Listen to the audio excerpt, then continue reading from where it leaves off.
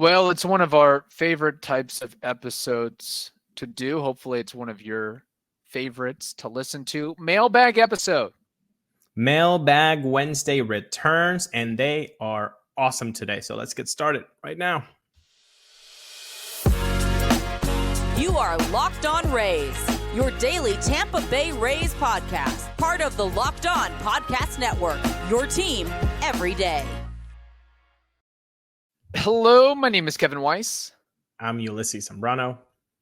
And we are the host of the Locked On Rays podcast, part of the Locked On Podcast Network. Thank you for making us your very first listen every day. Be sure to check out and subscribe to our YouTube channel at Locked On Rays. You can also find us on X and Instagram at Locked On Rays.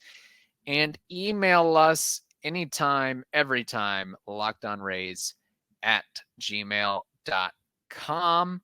With that, very timely, as we have a trio of mailbag questions to dive into. So without further ado, let's get into this first one from Luke. Luke says, "Hello, gentlemen. I've been listening for almost 2 years now, and I really enjoy the pod. This is my first time sending a mailbag question. With the benefit of hindsight, how would you rank these 3 trades in terms of the best value for the Rays? 1, the Chris Archer, Tyler Glasnow trade. 2, the Jake Bauers, Yandy Diaz trade. Or 3, the Austin Meadows, Isaac Paredes trade. Thank you, and keep up the good work." Well, Luke, thank you so much for enjoying the pod and 2 years, and thank you for adding to the pod, for writing to us. This one is a little bit tricky because it's kind of like an inception question. Yeah, we're still in the middle of like all of them.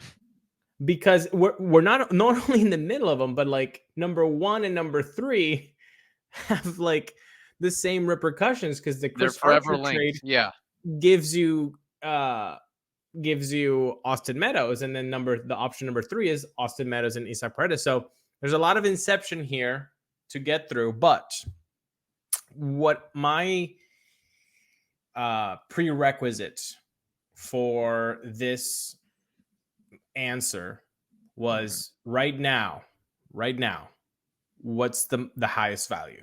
What is the one that has the highest value? And for me, I mean, I guess, and I think every option can be argued for. Like I could make, if this was a debate class and they're like, hey, argue for number 3. I'm like, okay, I can do this. Yeah. Argue for number 1 and number 2. We can do this. Every Rays fan could do it. But and this is just a testament to the greatness of the front office and the leaders that pulled off these respective hauls. Exactly. I mean, one of the best front offices in baseball. So for me, number 1, though, having said that, has to be the Yandy Jake Bauers trade. Because you look at the trajectory of who Jake Bauers has become. I think he's bounced around in like 4 different organizations. Rays, Cleveland, Mariners, Yankees, and just kind of been like this guy, the 28th man in roster. So when you then look at Jake, Yandy Diaz plus $5 million, I know Stu. Hey Stu, you're telling us that you're going lost on the profits. You're losing money. I'm sorry that you also had to give up $5 million here for Yandy, but this was the best option ever, because I'm going to read you some numbers. In 521 games, Yandy with the Rays has posted a .290 batting average, a .381 on base, a .438 slug. That's an .819 OPS with 60 home runs and a .129 OPS plus. Those are numbers that you would kill for. And when you tell me that, he's an imposing figure when he's there to bat, that has to do something to the pitcher. That has to do something to the corner infielders too, especially because he can go the other way so easily for him. So it's not only the third baseman that needs to take care from those hard hit balls, it's also from the first base side. So you add that, we know about the plate discipline. He's a fan favorite. The teammates like him. We could see it from in the dugout interactions, from the videos of players, amping him up for the All-Star game to get people to vote for him. I think for me, this is a number one. And what's interesting is that there was a lot more to that trade. It was a 3-team deal. Tampa Bay received Yandy and Cole Sulser.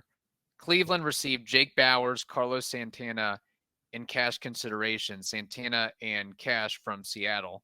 And then Seattle received Edwin Encarnacion from Cleveland, a competitive balanced draft pick from Cleveland, and cash considerations from Tampa Bay. The Rays got the best out of that deal. 100%. For sure. So I guess it's probably a boring pick, but I'm going the inception angle with Chris Archer for Tyler Glasnow and Austin Meadows and Shane Baz. And I guess you could really, if you wanted to simplify this as best possible, maybe you just add up the wars to this point of the player acquired versus traded, or the average war per season, and maybe that's your answer. But I'm really bullish on what Shane Baz can provide for this organization. We know what Tyler Glasnow provided for this organization, and then his impact also led to the acquisition of still unknowns, Johnny DeLuca and Ryan Pepio. And then Austin Meadows was an all-star, one of the rare, 30-90 guys within the Rays organization. And then the Rays flip him, of course, for Isaac Paredes in a draft pick. So that trade is like the gift that keeps on giving. And it's just going to continue to have a life cycle in a tree of its own, which I think is really kind of cool when you think about it. And when you mention these trades, and this is a great question from Luke, there are common denominators, and then in that the Rays knew really the exact perfect moment to give up on or trade who was in their organization, and then found something or multiple somethings that the player that they were acquiring wasn't doing right or treated properly by the organization, the other organization. So, for example, Pittsburgh and Tyler Glasnow. Tyler, you don't need to throw sinkers anymore. No, you can throw the 4-seam fastball top of the zone. You're good to go. And that dastardly breaking ball. Yandy Diaz, let's work on elevating the ball for you. Isaac Paredes, let's give you a legitimate chance and keep pulling the ball.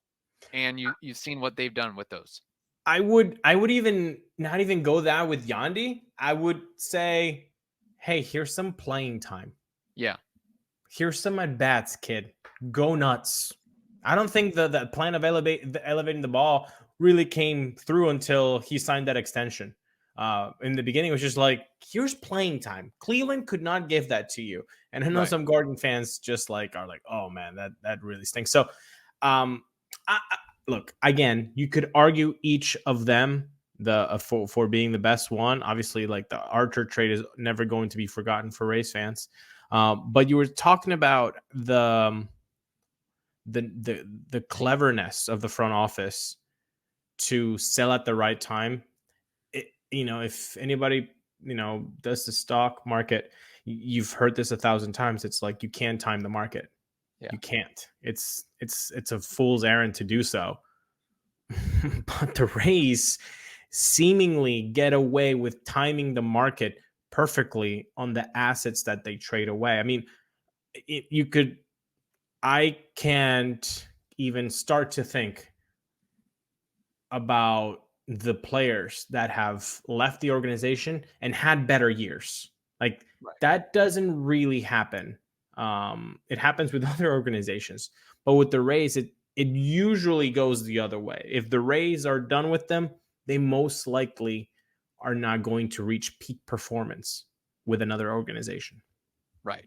Yeah. And you mentioned the stock market thing. I mean, that's what this new Rays organization was founded upon. Stu Sternberg and his cohorts. I mean, they were really successful at that methodology, and they translated it into baseball. And Lots of wins and playoff appearances later. Look what's happening. We have more mailbag questions to dive into, but first we have to tell you this.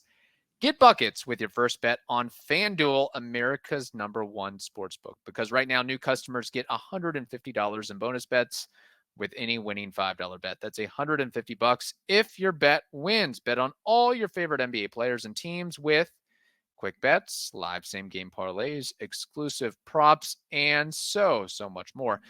So just go ahead, visit FanDuel.com/lockedon, LOCKEDON, and shoot your shot today. I'll repeat it one more time. FanDuel.com/lockedon.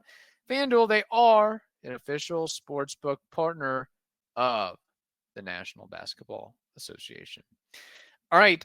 This next mailbag question comes to us from Rachel from Tampa. Rachel says, good afternoon, Kevin and Ulises.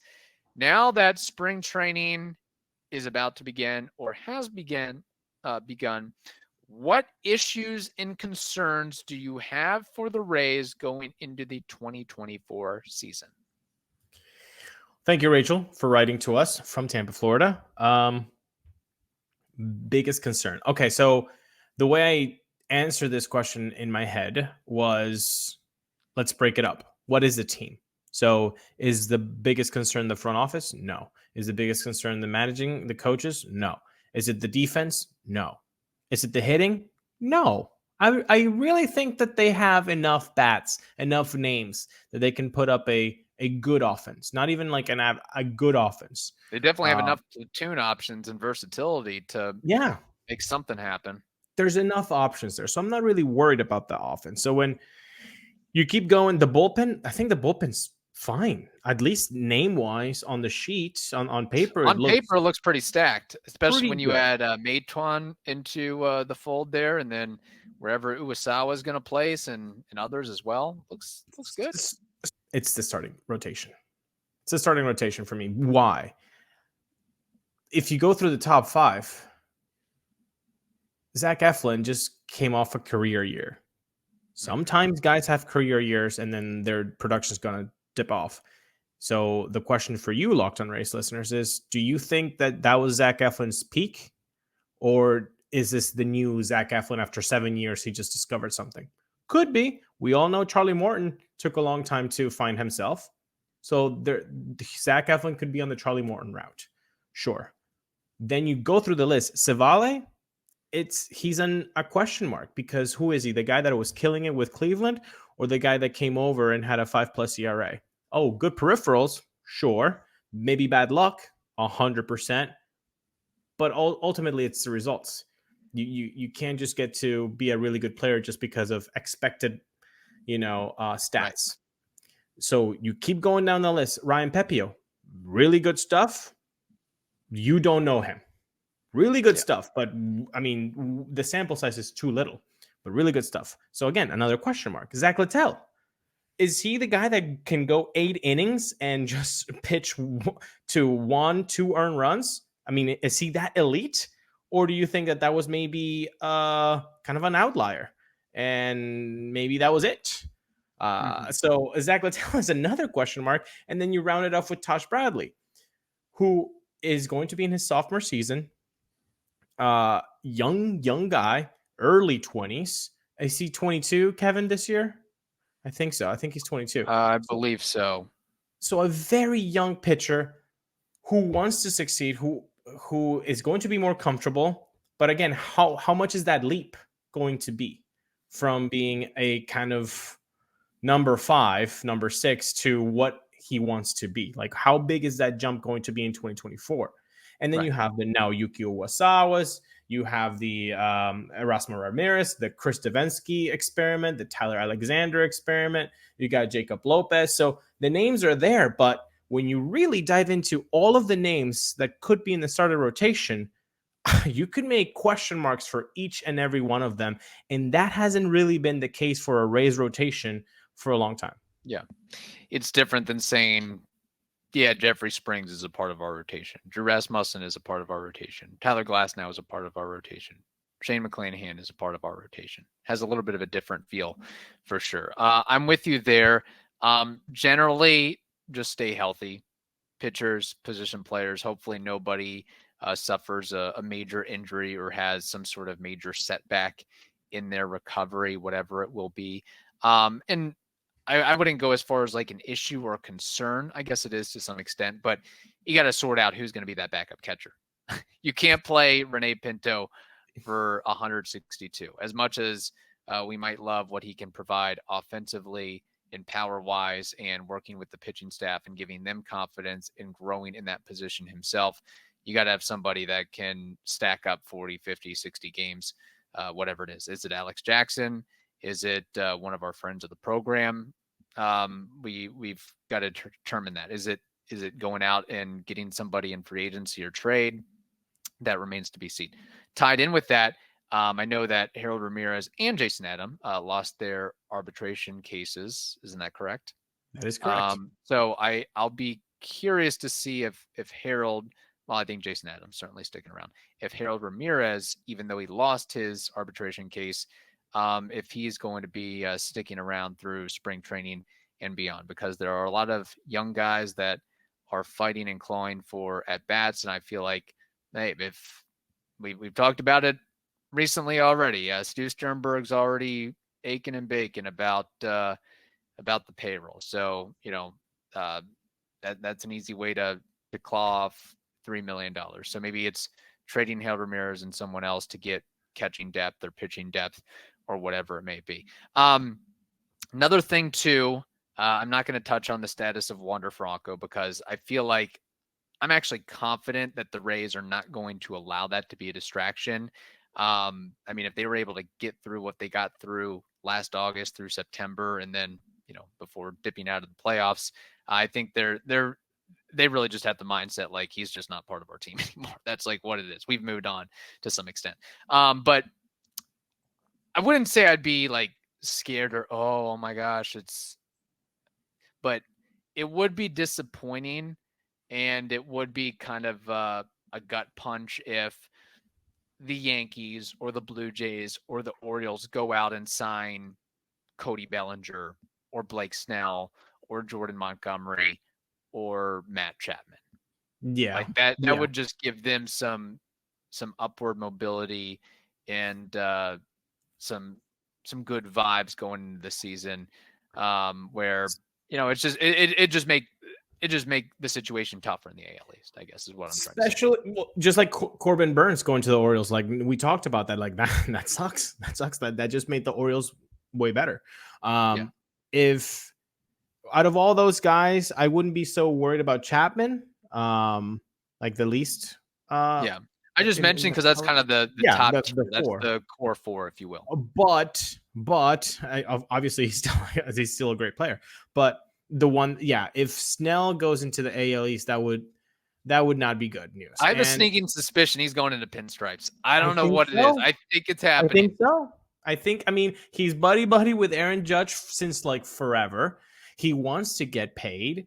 And the Yankees, after that horrible 2023 season, which honestly, they just won 82 games. Yeah.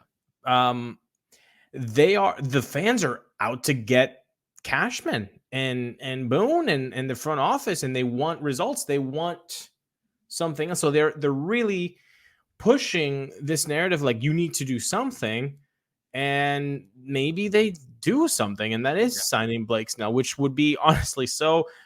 As a Rays fan, it would really suck that it would be like Carl Crawford all over again. Right. Honestly, like it would be that same sentiment. Like, dude, the guy that I rooted for so hard, he's now going to a team that I despise. Like that would suck in the fan version of this. But also, I know that analytics only people are going to have an aneurysm for what I'm about to say, but I'm going to say it regardless. Did you guys see how he pitched against the Rays in 2023 in San Diego? And he was amazing. And then in the post-game conference, he said literally like it amped him up to see the Rays and that he wanted to show them what they were missing. You don't think that's going to happen Oh, with he's motivated. Yankee He Stadium. wants to shove it to Kevin Cash in the He front wants to office. shove. 100%. If you look, maybe He might take like a $25 million pay cut over the life of the deal. He might just say, Scott Boras, if the Yankees get within $25 million of my highest offer or next highest offer, I'm going to New York because or whichever team I feel like more so New York just because of what do the you mean? opportunity. That's like more of a shove it opportunity against the Rays. Plus, he's gonna have a lot of marketing, and it'd be good for his off the field Brand. profile as well. Let's say you were a Rays fan that has always been on the side of it was the right thing to do to take out Cash in Game 6. It was absolutely the right. To take out Cash in Game 6, yes, we should have removed Kevin Cash from the game. To remove Blake Snell from Game 6. If you've always been that person, you're like, wow, these people don't know baseball. Like, oh my gosh, I'm in the matrix of baseball. Like, people don't know anything. Like, if you've been that person, now play a game with me for the next 45 seconds. You're Blake Snell. You're pitching great. You're pitching fantastic. Game 6 of the World Series. Your team is winning. You're the man. You're the guy. They take you out. They trade you. Now you're facing them on every couple months. Does that not do anything for you emotionally? Come on. Of course it does. Of course it does. So I think that's a big thing. That would really suck as a fan, like I said first, just to see him in that uniform. But it would really, really suck to know that this guy's that's really good is even more amped up. And what would really hurt for me, really, is to watch that live. But I could do that easily by using Game Time. Yeah. Because with Game Time, you can see the way that you're going to view the game from the app itself. You can see the view from your seat before you buy. And it's the only ticketing app that gives you complete peace of mind with your purchase. In fact, they're obsessed with finding ways to save money on tickets. They actually have deals right up to the start of the event. So no matter if it's football, basketball, baseball, concerts, theater, comedy, whatever it is you want, Game Time has it for you. So today, take the guesswork out of buying tickets with Game Time. Download the Game Time app, create an account, and use code LOCKEDON for $20 off your first purchase. Terms apply. Again, create an account and redeem code LOCKEDON for $20 off. Download Game Time today. Last minute tickets, lowest price guaranteed. Yeah, there's not yet a slider button for proving the haters wrong or silencing the doubters. We can't measure that. That's, not yet anyway. Maybe 50, 100 years from now, but probably not even then. But it is some kind of drug to prove people wrong. And I think there's something to be said for that. Ask Steph Curry, ask Tom Brady, ask Michael Jordan. And not only are these athletes very competitive people, but then you add on the I've been disrespected or they don't believe I'm as good as I know I am. It does something a little different to you. Tell Dustin Pedroia that. Tell Jose Altuve that. Yeah. I mean, guys that were told, you can't do this, kid. Oh, right. I can't? I guess I'm going to become the richest second baseman in all of MLB history. Mm-hmm. Yep. It happens. Yeah. Hot take or wait to see, I guess. Either Cody Bellinger or Blake Snell signed with the Yankees. One of those two. Maybe both of them. Oof. They don't have room for Bellinger, man. They got Rizzo at first. They got Soto, Verdugo. Who else? Dominguez, Judge. Man, so that's what makes me even. Yeah. Okay, maybe it's Blake Snell then. Snell. Like it could be Snell. Yeah. Yeah. So there it is. All right. Moving on to this final question. Jessica from Clearwater asked, "Hey Kevin and Ulises, what do you think, or what are your expectations for Shane Baz in 2024?" Jessica, thank you for writing to us. Yeah. We want more female listeners to interact with the program. That would be We nice. have the demographics. It is increasing, so that's cool. It is increasing. Yeah, you do look at the numbers. We We actually look at have a former Rays analytics guru that dives his into all name. that for us. The OG listeners know him as Intern McGee, but Intern McGee has graduated. He did another gig, and now he does the YouTube analytics for us. Yes. So Shane Baz for 2024 is going to get the Tyler Glasnow 2023 treatment. When you say, hey, what is the Tyler Glasnow 2023 treatment, Ulises? Well, it's the, hey, kid, chill April. Extended spring training. We're going to start real slow. And then maybe if an injury happens in May, you might get the call. You might not get the call. It might be no Yuki first, or it might be Tosh first, whoever is in AAA. You're on deck, but we just want you to go real slow.